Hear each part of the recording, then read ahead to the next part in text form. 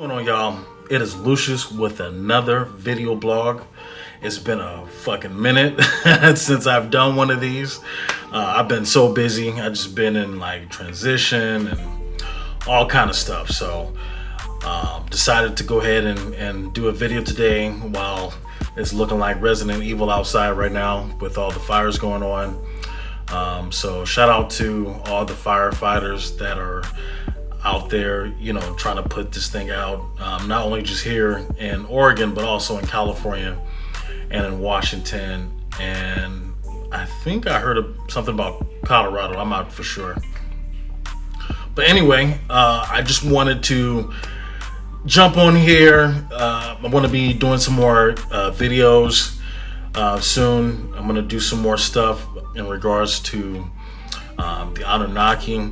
I was kind of looking at my YouTube video list, and I have a lot of people, a lot of views and a lot of comments on the Anunnaki series that I had started a few months ago.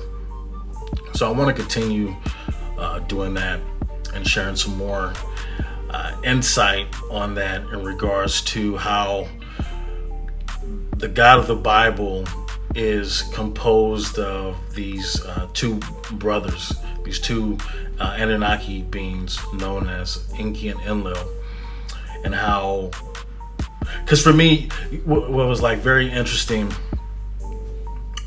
for me growing up reading the Bible was I always thought God seemed a little bipolar or something. You know, one minute, you know, he loves you, then the next minute he wants to wipe you out and condemn you and damn you to hell and all kind of stuff.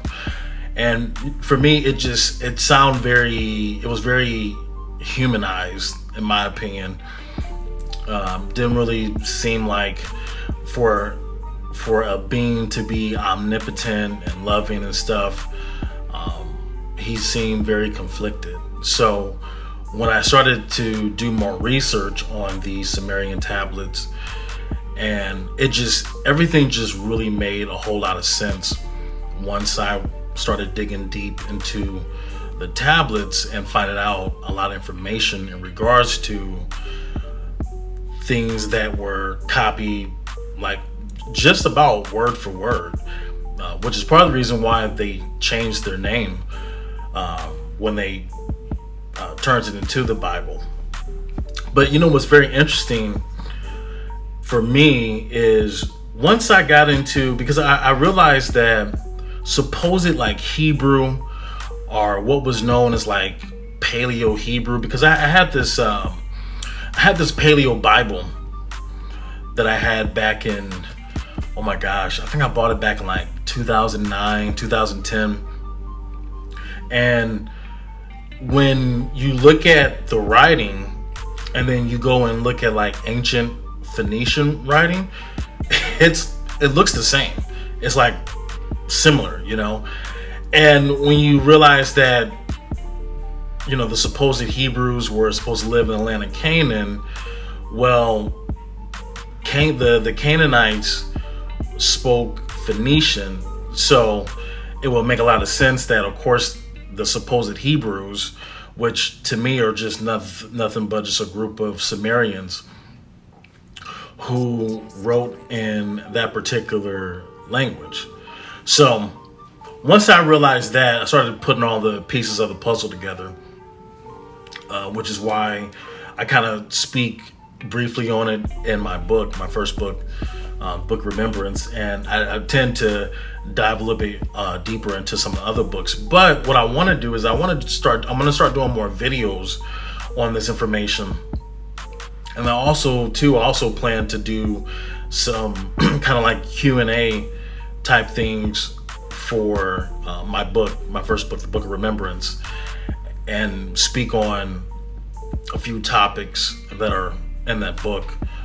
And like I said, to start doing, you know, videos on it and stuff. So that's what I plan to do for you guys. So going back to that, to how the God of the Bible is based on Enki and Enlil. Like I said, once you dive into the Sumerian tablets And then, and I'll tell you how I did it, and maybe this might be helpful for some of y'all.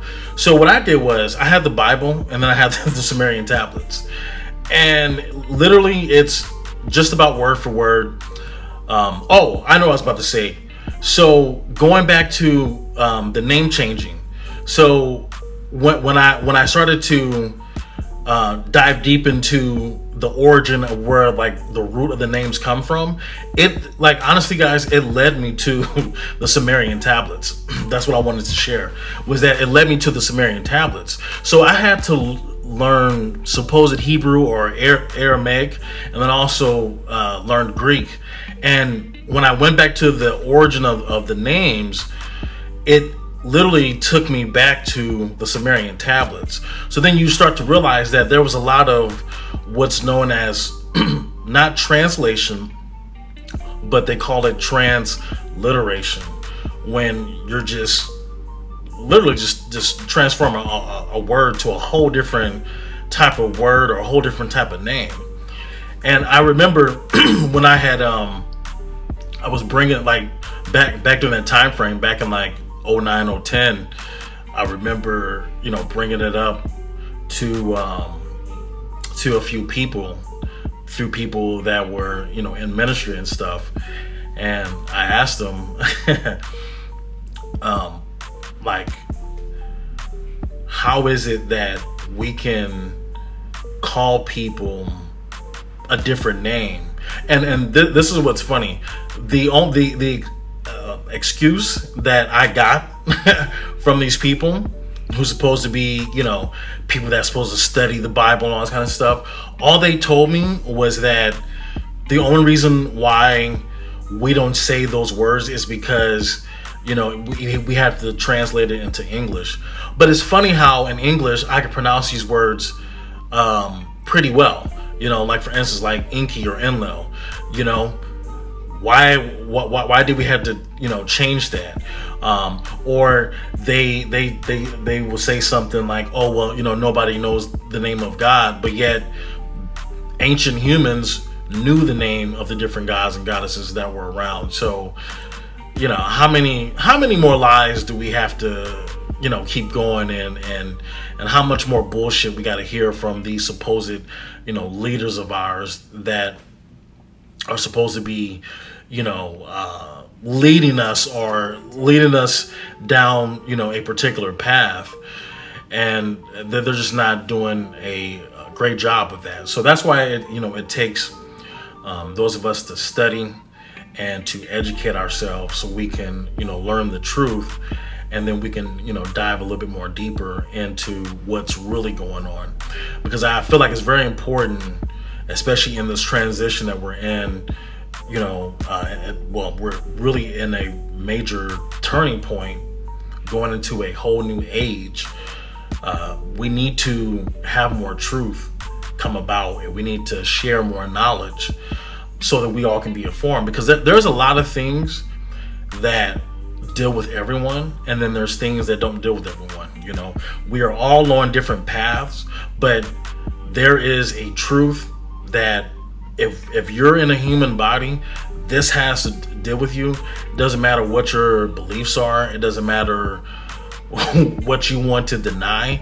It's totally irrelevant, because we all have this particular DNA in our body that aligns and matches perfectly with what the Sumerian tablets had spoken about. So it's very important to really understand this and understand at the same time, because this is going to help our human evolution and also help our human future in regards to this information and everything. So I just wanted to briefly kind of talk about it. Like I said, I'm going to do a whole video diving deeper into it, but it's been a minute since I've dropped a video and stuff. So I just wanted to take some time really quick to let you guys know that I got some more videos coming up that I'll be dropping.